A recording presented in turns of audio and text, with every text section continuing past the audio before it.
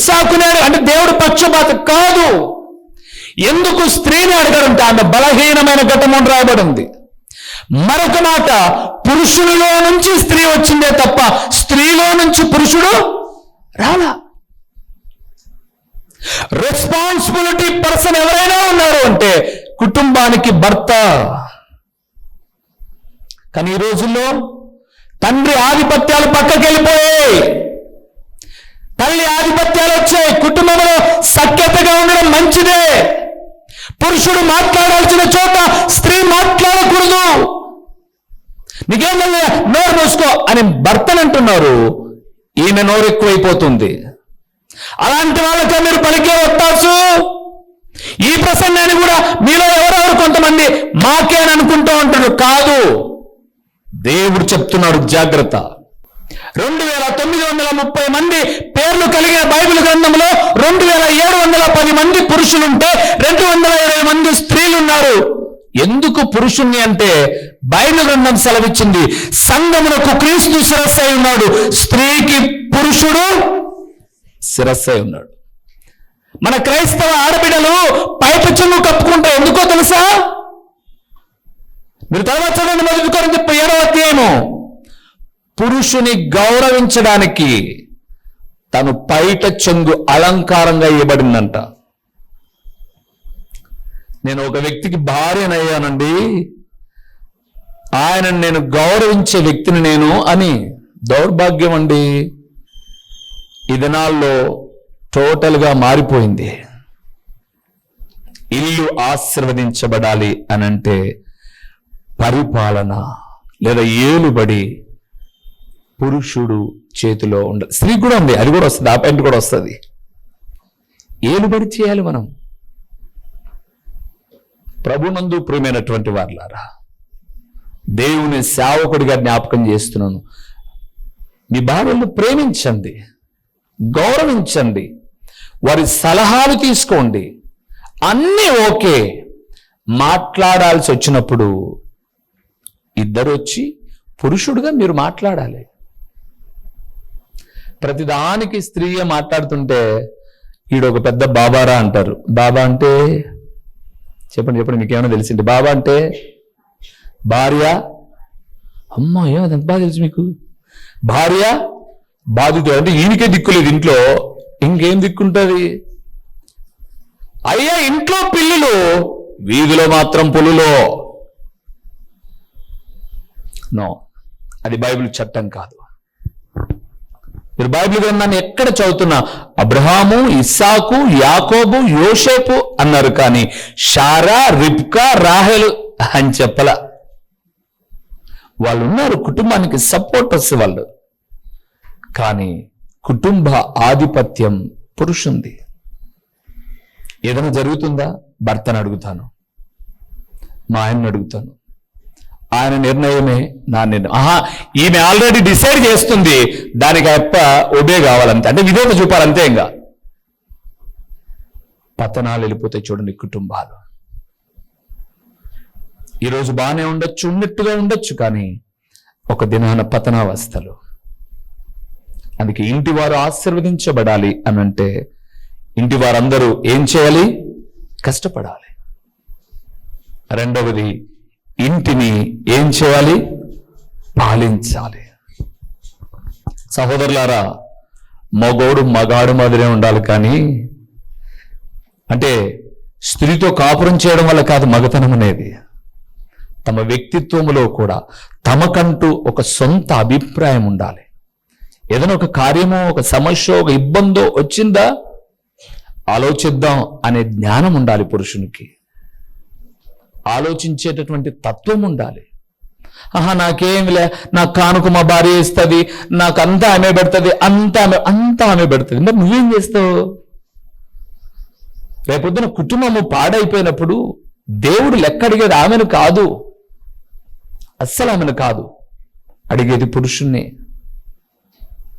ఎందుకు అనంటే పురుషుడు దేవుని యొక్క స్వరూపం అని రాయబడింది బైబిల్లో. మళ్ళా చెప్తున్నాను నేను, మన భార్యను మనం ప్రేమించవచ్చు, గౌరవించవచ్చు, ఆమె సలహాలు తీసుకోవచ్చు, ఆమెను అన్ని విధాలా ప్రేమించవచ్చు, తప్పు అస్సలు కాదు. బైబిల్ అది చేయమని కూడా చెప్తుంది. కానీ లోబడే బాధ్యత మాత్రం పురుషుడిగా నీది కాదు, స్త్రీదే. మూడవ విషయంలోనికి వెళ్దామా? రండి ఒకసారి ఆ విషయాన్ని మనం చూద్దాం. కావాలంటే మీరు యోబు గ్రంథం 1:5 చదివినా కూడా ఇంటి వారందరి కొరకు యోబు ఏం చేశాడు? ప్రార్థన చేశాడు. యోబు చేశాడా? మిసెస్ యోబు చేసిందా? యోబునే చేశాడు. సో ఇంటి వారు కష్టపడాలి, ఇంటి వారి పరిపాలన ఉండాలి. మళ్ళీ చెప్తున్నాడు, సహోదరులారా, మీ ఇంట్లో ఒక 10 రూపాయలు అప్పు చేయాల్సి వచ్చిన భార్యతో మాట్లాడండి, మనం పలానా చోట చేస్తున్నాం. పిల్లలకు కూడా చెప్పండి, మనం ఏదో కట్టుకోవాలో పొదుపు చేసుకోవాలో ఇంకోటో ఏదో రహస్యంగా మాత్రం ఉంచద్దు. మిగులుబాటు పిల్లలకు చెప్పండి, కష్టము చెప్పండి, నష్టము చెప్పండి. కుటుంబ వ్యవస్థ పటిష్టంగా ఉంటుంది. మూడవది, ఇల్లు ఎలాగ దీవించబడుతుందో చూద్దామా? ఇప్పుడు స్త్రీల దగ్గరికి వద్దాం. సామెతల గ్రంథం 31వ అధ్యాయం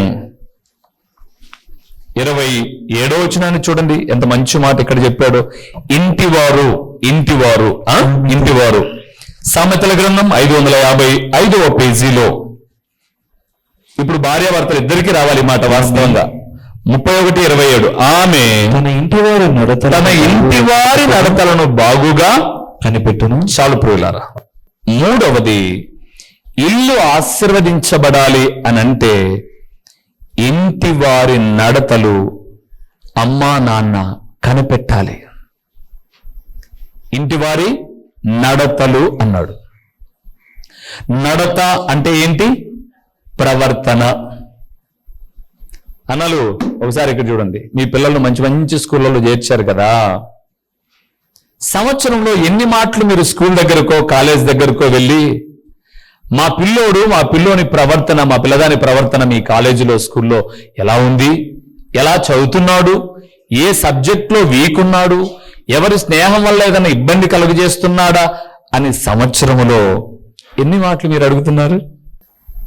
మీ బుడ్డోడో బళ్ళు చేర్చారులేండి, వాళ్ళకి యూనిఫామ్ కుట్టించారు, బుక్స్ తీసిచ్చారు, పెన్స్ తీసిచ్చారు, 5,000 10,000 50,000 ఫీజు కట్టారు, ఓకే, అన్నీ ఓకే. ఆటో మాట్లాడారు, అన్నీ ఓకే, నేనేం కాదనట్ల. స్కూల్లో వాళ్ళ బిహేవియర్ ఎలాగుంది, వారు ఎలాంటి వ్యక్తిత్వాన్ని కనపరుస్తున్నారు స్కూల్లో అని ప్రతి క్లాస్కు 5 మంది టీచర్లు ఉంటారు. Telugu, English, maths, science, social etcetera ఒక 5-6 మంది టీచర్లు ఒక 5 సబ్జెక్టులు చెప్తారు. తెలుగులో మా వాడు ఎట్లున్నాడు, ఇంగ్లీష్లో మా పాప ఎట్లుంది, ఎప్పుడైనా అడిగారమ్మా మీరు? మాకంత తీరిక లేక. ఏముంది మీకు? ఏముంది మీకు? మీ పిల్లల గురించే మీరు అడగడం తెలియకపోతే వాడు పాడైపోయినాక మీరు ఎవరిని అడుగుతారండి? మా వాడు రోజు ప్రార్థనకు వస్తే భక్తులు అవుతారనుకుంటున్నారా మీరు? ప్రార్థనకు వచ్చిన పాపకు మారిన జీవితాలు చాలా ఉన్నాయి. మందిరాలకు వచ్చి ప్రేమ కలాపాలు నడిపిన వాళ్ళు చాలా మంది ఉన్నారు. అడగరా మీరు? అంత టైం లేదు మీకు. స్కూటర్ రిపేర్ వస్తే 1 గంట అక్కడ ఆగి రిపేర్ చేసుకోవడం తెలుసు. పంచర్ అయితే 1 అర్ధగంట సేపు అక్కడే ఉండి పంచర్ వేయించుకోవడం తెలుసు.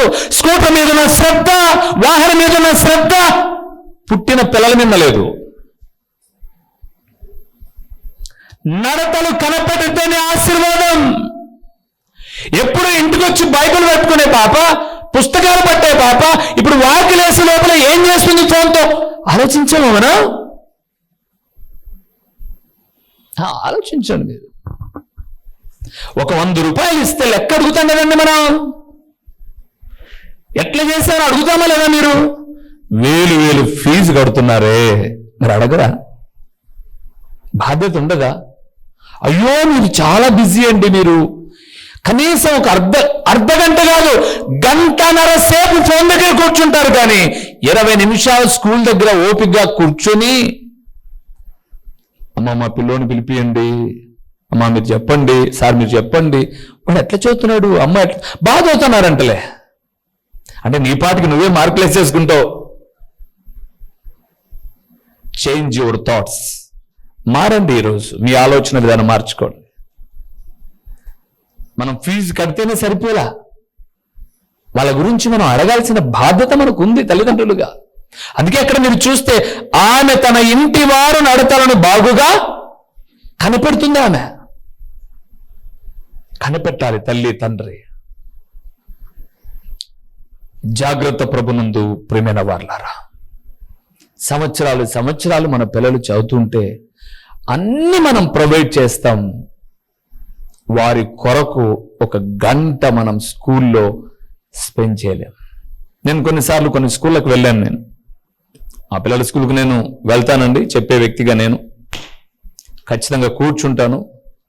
ఫీజు కట్టేటప్పుడు అక్కడే కూర్చుంటాను. ఒకరిని బట్టి 4 సార్లు అడుగుతాను నేను, ఏంటి ఏమేని. సరే, ఒకసారి ఎందుకు వేరే స్కూల్కి కూడా వెళ్ళాల్సి వస్తే అక్కడ కూడా అడిగాను, ఏమండి మీరు, ఆమె నేనే పేరెంట్ అనుకొని నా ముబ్బిడిపించిందా? బుద్ధి లేదండి మీకు? ఆమెకు నేను పాస్ అని తెలియదు. బుద్ధి లేదా మీకు? వాడు అని అవతారం, అని డ్రెస్ ఓ అని చెప్పేసింది. ఏమనలేదు, ఉన్ని అని చెప్పేసి కూర్చున్నా. ఈ లోపు ఆమె ఫైర్ అయిపోయింది. బీపీ 120/8 నుంచి 160 నుంచి 95 దాటిపోయింది. ఏందో ఆఫీసులో గొడవ జరుగుతుందని చెప్పేసి ఒక టీచర్ వచ్చింది పరిగెత్తుకుంటా. వచ్చేసరికి, మేడం ఆయన పాస్ట్ మేడం, ఆయన పిల్లలు లేరు స్కూల్లో అనింది. అవునా? ఆమె లేచింది, ఇంక టక్కన ఆమె లేచింది. నేను కూర్చొని ఉన్నా. Sorry sir. మరి ఎందుకు వచ్చారు సార్ మీరు? యాక్చువల్లీ నేను ఒక సర్టిఫికెట్ కోసం వచ్చానమ్మా, ఒక ప్రత్యేకమైన పని మీద వచ్చాను. అంటే మా చర్చి పిల్లలు ఉన్నారని అడిగానమ్మా, అంతే. Sorry sir. ఏం సార్ బాధ్యత లేదు తల్లిదండ్రులకు? మా తలకాయ మీద రుద్దితే అయిపోయానా? వాడి గురించి విచారించారా? ఒక బండి కొనేటప్పుడు ఎన్ని ఎంక్వైరీలు చేస్తామండి? మైలేజ్ ఎంత వస్తుంది, కంతులు ఎన్ని కట్టాలా, డౌన్ పేమెంట్ ఎంత, ఎన్ని అడిగే మీరు స్కూల్లో చేరిన పిల్లల గురించి క్యారీలు మోస్తారు, ఫీజులు మోస్తారు, బుక్స్ తీస్తారు, కానీ వారి గురించి ఏం చేయరు మీరు? ఎంక్వైరీ చేయరు. ఈ రోజు నుంచి చేయండి. ఇంకా ఇప్పటికి చాలా అయిపోయింది, ఈ రోజు నుంచి చేయండి. రెండవది, తల్లిగా కుటుంబంలో మన పిల్లల నడత ఫస్ట్ టీచరు ఇంట్లో అమ్మేనండి. మొదటి గురువు అమ్మే. పిల్లలు నాన్నతో మాట్లాడుతున్నారా లేదా? పిల్లలు నాన్నను తృణీకరిస్తున్నారా, ప్రేమిస్తున్నారా? అర్థం చేసుకోగలిగిన స్త్రీ కూర్చోబెట్టి, రే మన కోసం నాన్న ఎంత కష్టపడుతున్నాడు రా, అందరితో మాట్లాడుతావు, నాన్న దగ్గర 10 నిమిషాలు కూర్చొని మాట్లాడవేంట్రా? ఒక చిన్న అబద్ధం చెప్తే చెప్పారు, మీ నాన్న నా దగ్గర కూర్చొని ఎందుకు పిల్లలు వయసు పెరిగే కొద్దీ దూరం అయిపోతున్నారని చాలా వేదన చెందుతున్నాడు రా. కూర్చోబెట్టండి పిల్లలను పక్కన. 7th 8th వచ్చేసరికి పిల్లలు నాన్న పక్కన, ఆడపిల్లలు అమ్మ పక్క కూర్చోవడంలే. పాపం చిరాకైపోతుంది. అమ్మా ఎప్పుడు అదే చెప్తావు, నువ్వు పాడైపోతావని వాళ్ళ భయం, నిన్ను ఒక మంచి ఇంటికి పంపాలని వాళ్ళ ఆశ, నేను ఒక మంచి ప్రయోజనకరమైన స్థితిలో చూడాలని వారి కోరిక. నువ్వు వాళ్ళ స్నేహం తప్ప అన్ని స్నేహాలు కోరతావు, పాడైపోయిన తర్వాత వాళ్ళ దగ్గరకు వస్తావు. నేను ఇదివరకు చాలా మాటలు చెప్పాను. థామస్ అల్వా ఎడిషన్ అనబడేటటువంటి ఒక బుడ్డోడు 1వ తరగతి అయిపోయి 2వ తరగతి చదువుతున్నప్పుడు, ఈ లైట్ ఒకటే కాదు, ఎలక్ట్రికల్ కి సంబంధించిన కొన్ని 100 కనిపెట్టింది థామస్ అల్వా ఎడిషన్ గారే. ఈరోజు మన చేతిలో ఉన్న mike, light, fan etcetera, UPS కు సంబంధించినటువంటి పవర్ సప్లైకి సంబంధించిన ప్రతి దాని వెనక థామస్ అల్వా ఎడిషన్ గారు ఉన్నారు. ఆయన ఒకేసారి సక్సెస్ అయిన 10,000 సార్లు ఫెయిల్ అయ్యాడు తన లైట్ కనిపెట్టేటప్పుడు. 100 సార్లు కాదు, 1000 సార్లు కాదు, 9,999 సార్లు కూడా కాదు, 10,000 సార్లు ఫెయిల్ అయ్యాడు. కానీ తన జీవితంలో ముందు జీవితం ఏంటో తెలుసా? పాఠశాలకు వెళ్ళిపోయి స్కూల్లో ఆటలాడుతూ ఉంటే వాళ్ళ టీచర్గా ఒక లెటర్ రాసిచ్చి, ఇది మీ అమ్మకి రా అని చెప్పేసి ఇచ్చింది. చిన్నోడికి ఏం తెలుసు? తీసుకొని వచ్చి, అమ్మా మా సార్ మీకు ఇమ్మని, మా మేడం ఇమ్మనిందే అని ఇచ్చారు. అమ్మకు చదువచ్చు, పేపర్ చేసి చదివితే బోరోమని ఏడ్చింది. ఏమ్మా ఏడుస్తున్నావు అని అడిగాడు. ఏమ్మా ఏడుస్తున్నావు? నాయనా నువ్వు చాలా జ్ఞానవంతుడు అంటరా, నీకు చదువు చెప్పడం ఆ టీచర్ల వల్ల కాదంట, కాబట్టి ఇంతకన్నా పెద్ద స్కూల్లో నిన్ను వేయమని చెప్పారు. మనం పేదోళ్ళం కదయ్యా, ఇంకా పెద్ద స్కూల్లో ఎక్కడ చదివించుకుంటాం, నేనే చదువు చెప్తా నీకు. 5వ తరగతి వరకు ఆ తల్లి చెప్పింది పాఠాలు. ఒకానొక దినాన నిలబడి చనిపోయిన తర్వాత ఆ తల్లి బైబిల్ను, ఆ పెట్టెలో ఉన్నటువంటి ఆ ఉత్తరాన్ని తీసుకొని అప్పటికే ఒక మంచి ఉన్నతమైన స్థితిలో ఉన్నటువంటి థామస్ అల్వా ఎడిసన్ గారు ఆ ఉత్తరాన్ని ఓపెన్ చేస్తే బోర్మని ఏడ్చాడు. ఏం రాసిందో తెలుసా? ఒక స్టుప్పెట్టెలో నీ కొడుకు, వీడికి చదువు చెప్పడం మా స్కూల్లో మా వల్ల కాదు, ఇలాంటి పనికి మళ్ళీ ఎప్పుడు స్కూల్కు పంపమాకండి, మీ ఇంట్లో మీరే పెట్టుకొని వాడిని ఏదో మీరే భరించండి, వారికి లోకంతా మా మీద రుద్దుతారేంటి? చాడాబడ తిట్టి రాసిన రాత్రి చూసి ఇన్ని కడుపులో పెట్టుకుని మా అమ్మ నాకు చదువు చెప్పిందా, నా నడతను సరిదిద్దిందా? తను ఒక మంచి ప్రయోజకుడు ఉన్నప్పుడు అప్పటికే వాళ్ళమ్మ చదువుతో పాటు బైబిల్ క్రమాన్ని నేర్పిస్తూ, వాళ్ళమ్మ ఎప్పుడు, ఈరోజు కూడా నేను విన్నానండి, అమెరికాలో మ్యూజియంకి వెళ్తే, థామస్ అల్వా ఎడిసన్ గారు కనిపెట్టిన మ్యూజియానికి వెళ్తే ఆయన చదివిన బైబిల్ ఉందంట. ఆయన బైబిల్లో వాళ్ళమ్మ చిన్నప్పటి నుంచి చెప్పిన వాక్యము తను నోట్ చేసుకున్న మాట ఏంటో తెలుసా? ఫిలిప్పీ 4:13 రాయబడింది, నన్ను బలపరచువాని ఎందే నేను సమస్తము చేయగలను. నన్ను బలపరిచే యేసులో నేను సమస్తాన్ని చేయగలను. ఒక ధైర్యంతో కూడిన మాట. ఈరోజు తల్లులుగా మనము లోపల పోయి చదువుకోబో, నువ్వు టీవీ పెట్టుకుంటివి, ఫోన్ పక్కన పెట్టరా, నువ్వు ఫోన్ పట్టుకుంటివి. ఆలోచించేయండి, బైబిల్ చెప్పిన మాట అండి. ప్రభు యొక్క బోధలో మీ పిల్లల్ని పెంచాలంటే మీ పిల్లలకు కోపం రేపకుడి అన్నాడు. ఎఫెసీ 6:1-2-3 వచ్చిన చూస్తున్నప్పుడు పిల్లల కోపం ఎలాగొస్తుంది? పిల్లల కోపం ఎలాగొస్తుందంటే, నువ్వు ఫోన్ ఆడుకుంటూ ఫోన్ పక్కన పెట్టు అంటే కోపం వస్తుంది. నువ్వు టీవీ చూసుకుంటూ నువ్వు లోపల చదువుకోవా, కోపం వస్తుంది. నువ్వు తప్పు చేస్తూ తప్పు చేయలేకు అంటే కోపం వస్తుంది. అందుకే నువ్వు కరెక్ట్గా బ్రతికి ఇదిరా బ్రతుకు అంటే వానికేమి రాదు, భయం వస్తుంది, కోపం రాదు, భయం వస్తుంది. తన ఇంటి వారి నడతలు తల్లి తండ్రి ఏం చేయాలి? కనిపెట్టాలి. కనిపెట్టకపోతే లోకంలో ఇప్పటికే మనం చూస్తున్నాం. ప్రభునందు ప్రియులారా, మరలా జ్ఞాపకం చేస్తున్నాను, ఈ సెల్ ఫోన్స్ వచ్చిన తర్వాత, ఈ సోషల్ మీడియా చేతిలోకి వచ్చిన తర్వాత పాపము చాలా విస్తరించిపోయింది, చాలా విస్తరించిపోయింది. అందుకే ఒక దేవుని సేవకుడిగా జ్ఞాపకం చేస్తున్నాను, నడతలు కనిపెట్టాలి. అప్పుడు కనిపెట్టాలంటే మన నడతలు ఎట్టు ఉండాలి? మన నడతలు, మన ప్రవర్తన బాగుండాలి. ఇంటి వారు ఆశీర్వదించబడాలంటే ఇంటిల్లిపాది ఏం చేయాలి? కష్టపడాలి. కష్టపడాలి. కష్టపడడం తప్పేం కాదు ప్రియులారా. దొంగతనం, వ్యభిచారం, జూదం ఇవి తప్పుడు బతుకులు, కానీ కష్టపడడం తప్పేం కాదు. ఏం అసలు అది దాన్ని సిగ్గుపడాల్సిన పనేం లేదు. అందుకే లోకంలో ఇంగ్లీష్ చెప్తారు, ఇంగ్లీషు గొప్ప గొప్ప వ్యక్తులు చెప్పారు, డిగ్నిటీ ఆఫ్ లేబర్ అన్నారు. తన పనిని బట్టి తను గర్వపడాలి. సిగ్గుపడేది ఉంది అందులో, సంతోషపడే తప్ప. ఇంకొక మాట, ఇన్ని చెప్పారు కదన్నా, మరి మా ఇల్లు ఎందుకు బాగలేదు? అప్పుడు వద్దాం. హెబ్రీయులకు రాసిన పత్రిక 11వ అధ్యాయము 7వ వచనాన్ని చూడండి.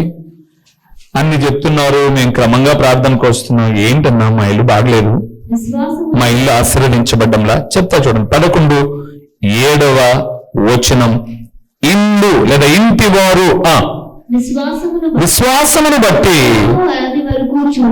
నోవాహు అది వరకు చూడని సంగతులను గూర్చి దేవుని చేత హెచ్చరింపబడి భయభక్తులు గలవాడై తన ఇంటి వారి రక్షణ కొరకు ఒక ఓడను చాలు ప్రియులారా. 4వది, ఇంట్లో కష్టపడుతున్నా, తండ్రి ఏలుబడి చేస్తున్నా, తల్లి తండ్రి నడతలు కనబడుతున్నా, ఇంటిలో ఎక్కడో ఒక చోట చినిగిపోయిన సంచిలో ధనము వేసినట్టుగా కారిపోవడానికి కారణం ఏంటంటే ఇంటి వారికి రక్షణ ఉండాలి. ఇంటి వారికి ఏముండాలి? ఒక వయసు రాగానే వారిని ప్రభుకు అప్పగిచ్చేయాలి. పడిపోతారా? ప్రభు నిలబడతాడు. మళ్ళా రక్షణ అనబడే ఓడలో దేవుని బిడ్డలను మనం సిద్ధం చేయాలి. ఈరోజు రక్షణ తప్ప పిల్లలకు అన్ని ప్రొవైడ్ చేస్తున్నారు. దానికి తోడు మళ్ళీ చెప్పే మాట ఏంటంటే వాడికి నచ్చినప్పుడు వాడే దేవుడు రక్షించుకుంటాడన్న. ఎట్లా రక్షించుకుంటాడండి? నోవాహు చెప్పుకోకుండా తన భార్యకు, తన కొడుకులకు, కోడలకు తెలుసా? తెలీదు. దేవుడు నోవాహుతోనే మాట్లాడాడు. నోవాహుకు దేవుడు చెప్పింది తన ఇంటి వారందరికీ చెప్పి ఓడను సిద్ధం చేశాడు. ఓడను సిద్ధం చేశాడు. రక్షణ ఎంత విలువైనదో ఒక్క మాట చెప్పి, ఒక 2-3 మాటలు చెప్పి నేను ముగిస్తాను ప్రియులారా.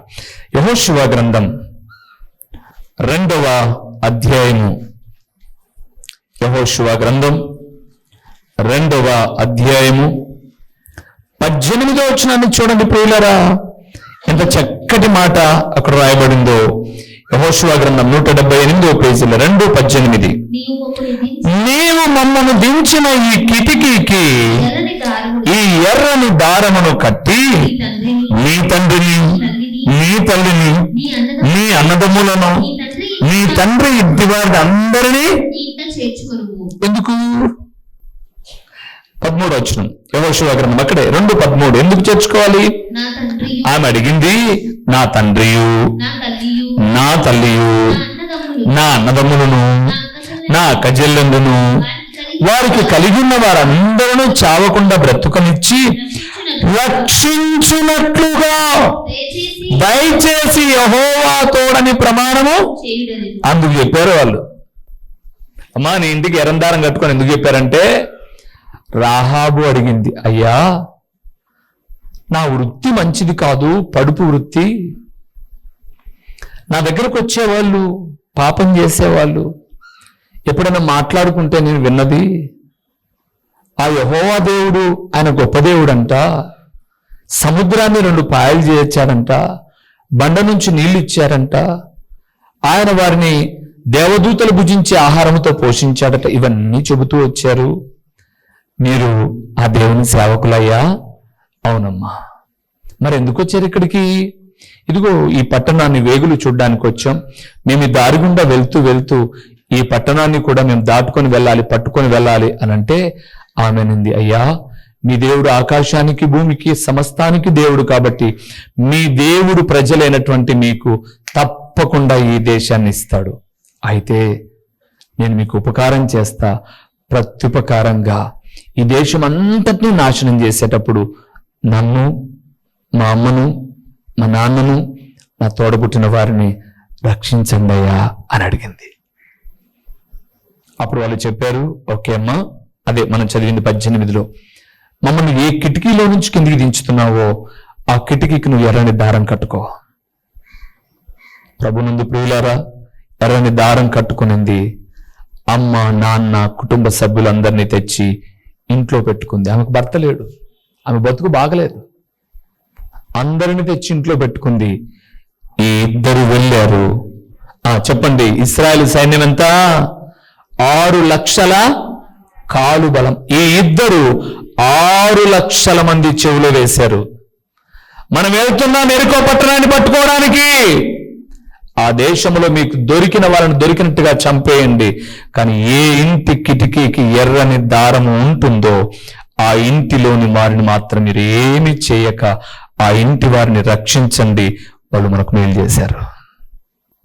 ఈ దీన సేవకుడు ప్రకటించే సువార్త ద్వారా రక్షించబడిన నీ కుటుంబం నా ప్రభువైన యేసుక్రీస్తు మధ్యాకాశంలోనికి వచ్చినప్పుడు, సర్వ సృష్టికర్త అయిన దేవుడు మధ్యాకాశంలో వేవేల దేవదూతల పరివారముతో వచ్చినప్పుడు, భూమి మీద అగ్ని గంధకాలు కురిస్తూ ఉన్నప్పుడు, ఎవరైతే ఈ దీన సేవకుని మాటలు విని యేసు రక్తములో కడగబడ్డారో వారిని ఆయన ఏం చేస్తాడు?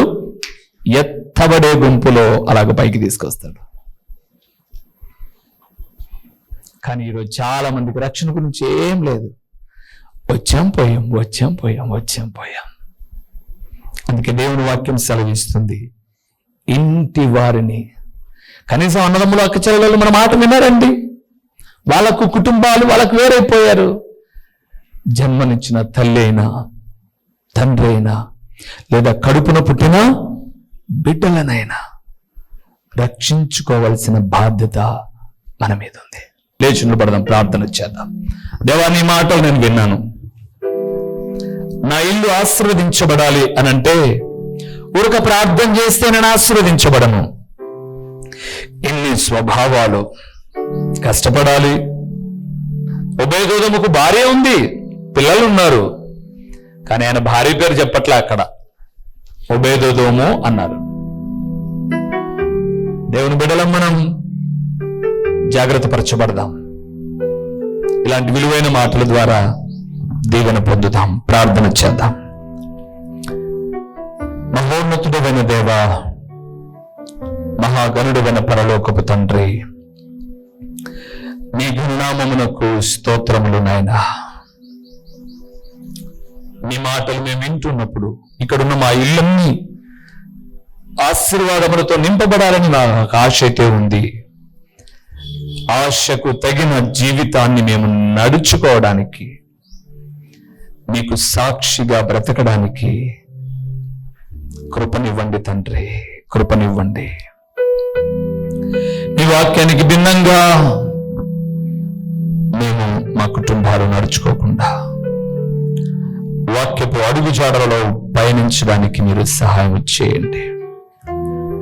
ఓ తండ్రి, ప్రకటించిన పరలోకపు సంగతులు వ్యర్థముగా పోకుండా సారవంతమైన నేలను పడిన విత్తనం వలె 30 గంటలుగా 60 గంటలుగా 100 గంటలుగా ఫలింపచేసి మీ గుణనామానికి మహిమ ఘనత ప్రభావాలు మీరు కలుగు చేసుకునమని యేసు నామములో అడిగి పొంది ఉన్నాము తండ్రి, ఆమేన్.